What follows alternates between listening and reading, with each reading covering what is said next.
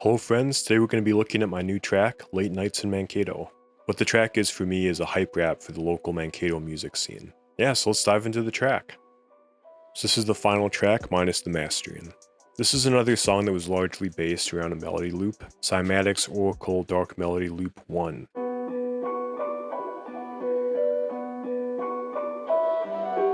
Yeah, so the way I usually do these is if I'm just trying to make a trap beat, I will just get a really good groove going, and I'll do that with drums and 808s.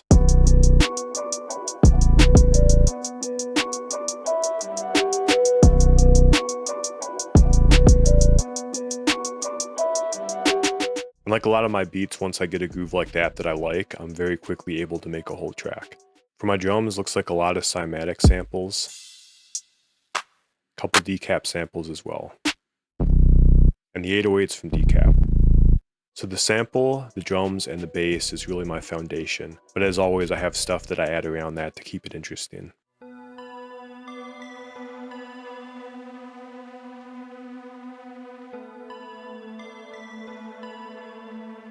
Very quiet, but you know, when you're repeating the same melody loop a lot of little things like that can add up into keeping it interesting.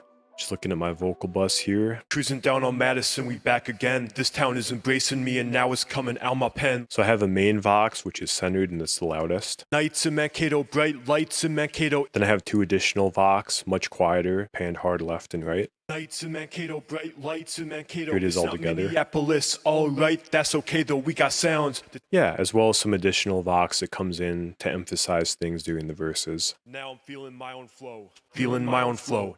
Ad-libs. I did not do many ad-libs on this one. Yeah. I've experimented in different ways on how I process vocals, but in this one I have them all running into a singular bus for reverb and delay. So in the past I've done it where those are processed separately with different settings, but in this case I just wanted one big voice rather than hearing a stack of voices. From Willis and Jacob too, can't think of a better crew. Gassing up Mankato when they're sharing it down every single avenue. And the structure of this track is a little bit different than things I've done in the past. So I have a 4-bar chorus, 8-bar verse, chorus, verse, chorus, verse, 8-bar interlude, chorus, 8-bar interlude, outro.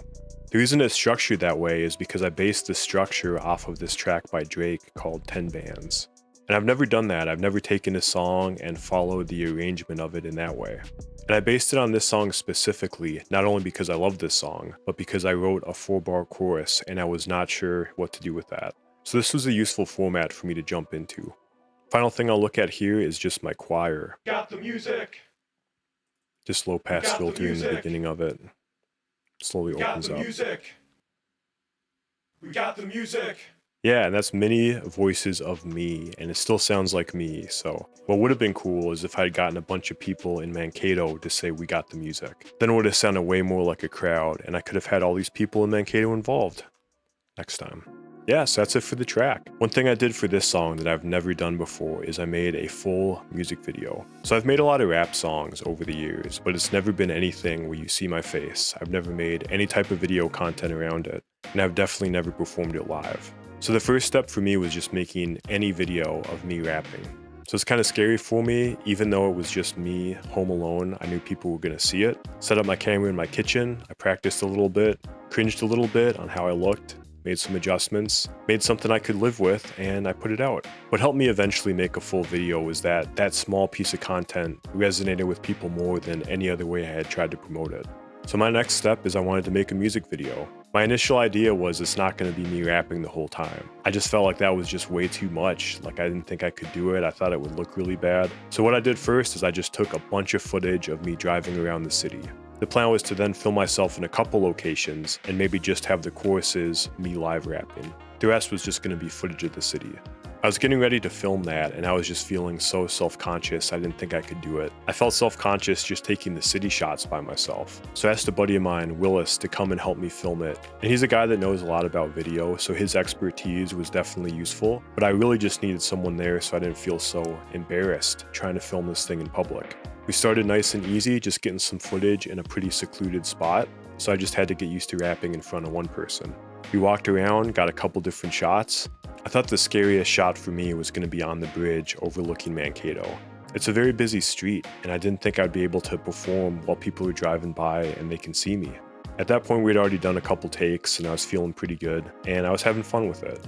After filming that video, I felt really good. It just felt like I had overcome something that was difficult for me. Having done it, it just wasn't as bad as I imagined it to be. So it was really cool just to come out on the other side, just feeling like, wow, I can make videos if I want. I can rap on camera if I want. Maybe I can rap live if I want. It just really opened a lot of doors in my mind of what I can do next. It's been super cool too, because everyone's been really nice about the video. When you're beginning something, that's kind of what you need, is someone just to tell you like, hey, this is good.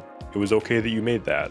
You don't want to feel like you shouldn't have made it. So I love this song. I love that people are digging it. I like that I made a music video. I'm just having a great time, feeling really artistically fulfilled, feeling like I'm being courageous in going out and doing the things that I want to do. As always, thank you for sticking to the end, and I'll see you next time. Peace.